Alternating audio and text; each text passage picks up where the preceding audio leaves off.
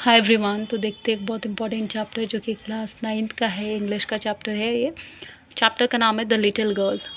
देखिए बेसिकली इस चैप्टर में हम सबकी सच्चाई है। हम सबकी सच्चाई से मेरा मतलब है कि हर एक यूथ या हर एक बच्चा जो कि जब हम अपने अपब्रिंगिंग एजेस में होते हैं, जब हमारा बर्थ होता है, उसके बाद हम एडल्टहुड में यंग होते हैं, फिर एडल्टहुड में जाते हैं, तो कहीं ना कहीं एक फ़ेज़ ऐसा आता है, हमें लगता है कि हमारे पेरेंट्स अच्छे नहीं हैं, हमारे पेरेंट्स दुश्मन हैं।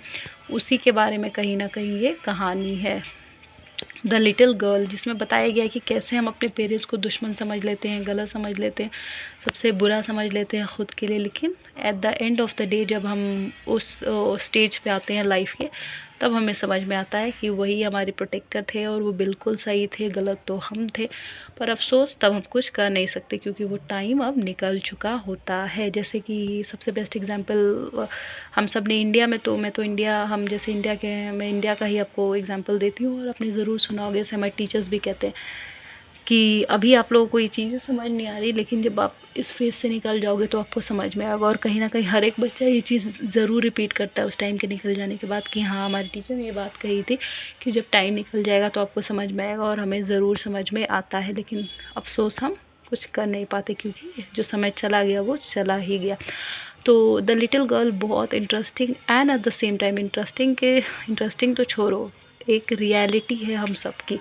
जब हम बच्चे से जवान होते हैं और उसके बाद बूढ़े होते हैं, तो बच्चे से जवानी तक की हमारी ये रियलिटी दर्शाता है, उसके बाद भी दर्शाता है। पर मेनली हम अपने पेरेंट्स को दुश्मन तो इसी एज में समझते हैं क्योंकि यंगरहुड के बाद तो हम खुद ही पेरेंट्स बन जाते हैं, तो फिर तो हम वो सारा कुछ झेलते हैं जो हम अपने पेरेंट्स को झिलवाते हैं, तो समझते हैं। देखिए इसमें मेन कैरेक्टर है कीजिया। कीजिया एक लड़की है और इसी के ऊपर पूरा ये चैप्टर बेस्ड है।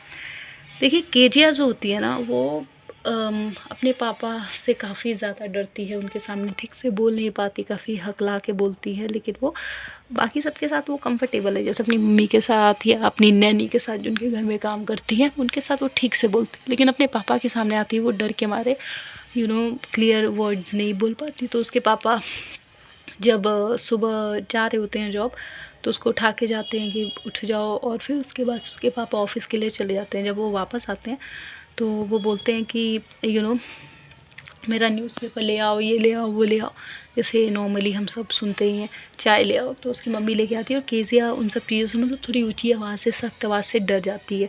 और उसको लगता है कि उसके पापा काफ़ी स्ट्रिक्ट हैं एंड वो बहुत डर डर के उनसे रहती है, उनके पास नहीं जाती, जल्दी छुप छुप के रहती है। तो जब न्यूज़पेपर जो होता है ना, उसकी मम्मी केजिया को बुलाती है, केजिया इधर आओ, इधर आओ, और अपने पापा को न्यूज़पेपर ला के दो। तो वो डर के मारे धीरे धीरे आ रही होती है, तब तक उसकी मम्मी ला के दे देती है।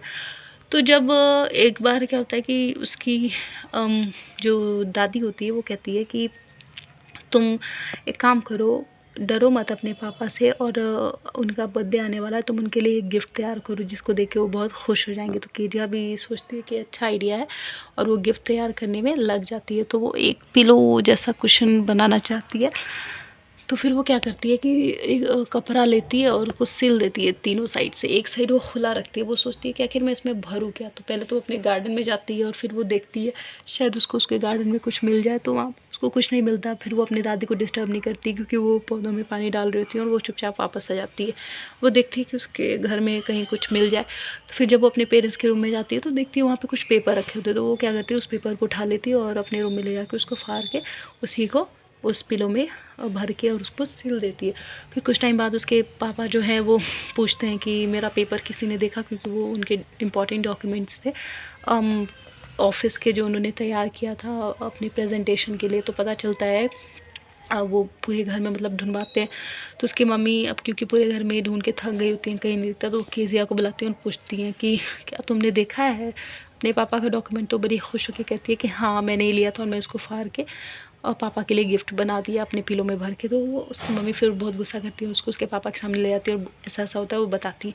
फिर उसके पापा उसको एक थप्पड़ मारते हैं और बोलते हैं कि तुमने किया। तो वो कहती है नहीं नहीं, मैंने नहीं किया। और फिर वो कहते हैं कि इसको ले जाओ मेरे नज़रों के सामने से और एक रूम में बंद कर दो, लाइट बंद कर दो, इसकी पनिशमेंट है ऐसे वैसे। तो वो फिर वो रोती है और वो कहती है कि पर मैंने तो आपके लिए गिफ्ट बनाया था, मैंने तो आपके लिए गिफ्ट बनाया था। फिर उसके बाद से जो उसके पापा होते हैं वो बहुत गुस्सा होते हैं और फिर वो कहते हैं कि कहाँ है वो पेपर्स लेके आओ। फिर वो निकाल के देखते हैं और क्या होता है कि उसकी मम्मी कुछ टाइम के लिए बाहर गई होती है उसकी दादी के साथ, शायद उनकी तबीयत ख़राब होती है हॉस्पिटल। तो जो उनकी ग्रैनी होती है, ग्रैनी मतलब जो उनके घर में काम करने वाली होती है नौकरानी, वो उसको संभालती है रात के टाइम में और वो सुला देती हैं उसको। फिर वो कहती है कि तुम मेरे पास से मत जाओ, मैं अकेले कैसे सोऊंगी, मुझे रात के अंधेरे से बहुत डर लगता है। तो कहती है नहीं नहीं तुम सो जाओ, मैं हूँ। और फिर उसके बाद से वो चली जाती है, ग्रैनी अपना काम करती है। और जो केजिया होती है उसको सपना आता है, क्योंकि उसको डर होता है कि मतलब वो हमेशा सपने देखती है, इमेजिनेशन करती है कि कोई एक आदमी है, उसके हाथ में रस्सी है और चाकू है और वो उसको बुला रहा है, पकड़ रहा है। और वो बहुत बहुत डर जाती है और काफ़ी तेज़ चिल्लाती है। फिर उसके पापा आते हैं रूम में और उसको अपने गोदी में उठा के उसको अपने रूम में ले जाते हैं। उनके बेड पे जो न्यूज़पेपर होता है उसको उठा के वो टेबल पर रख देते हैं, फिर उसको अपने पास ही सुला लेते हैं। तो जब वो उसको फिर वो उसी चीज़ को सोच रही होती है तो उसके पापा जो हैं वो अपने पापा के कंधे के नीचे सो जाती है। फिर उसके पापा कहते हैं क्या हुआ क्या हुआ। तो फिर वो उस टाइम जब वो उनके कंधे के नीचे जाती है तो उसका डर एकदम से भाग जाता है। तो वो सोचती है कि मतलब उसको अपने पापा की हार्ट बीट सुनाई देती है। तो उसके मतलब अचानक से उसको लगता है कि यार मेरे पापा इतने बुरे भी नहीं जितना मैं सोचती हूँ। और वो अपने पड़ोसी एक हैं जो मिस्टर मैकडोनल्ड, वो अपने बच्चों के साथ हमेशा पोलाइट रहते हैं, वो उनको मस्ती करने देते हैं, उनको डांटते नहीं हैं, मारते नहीं हैं। सोचती है कि अ, मेरे पापा भी इतने बुरे नहीं हैं, बस मिस्टर मैकडोनल्ड जैसे नहीं है, लेकिन मेरे पापा भी जो करते हैं वो सही करते हैं, मुझसे बहुत प्यार करते हैं। और वो उनके पास बहुत टेंशन होता है, काम होता है, इसीलिए वो शायद थोड़े स्ट्रिक्ट रहते हैं मेरे साथ, लेकिन वो बुरे नहीं हैं, वो मेरी भलाई के लिए ही करते हैं। तो वो इस चीज़ समझ जाती है और उसका डर ख़त्म हो जाता है कि उसके पापा उससे प्यार नहीं करते। बस वो ये समझ जाती है कि सबके पापा डिफरेंट होते हैं। और इसी के साथ उसका डर भी ख़त्म हो जाता है उसके पापा से। और हमें ये समझ में आ जाता है कि पेरेंट्स आर ऑलवेज़ राइट। भले हमें उस पॉइंट पे लग रहा होता है कि इससे बड़े दुश्मन हमारा कोई नहीं है, लेकिन पेरेंट्स ही हमारे वेल विशर होते हैं। तो ये था द लिटिल गर्ल के अंदर। I hope it's clear. अगर हो गया होगा तो subscribe the channel. Thank you.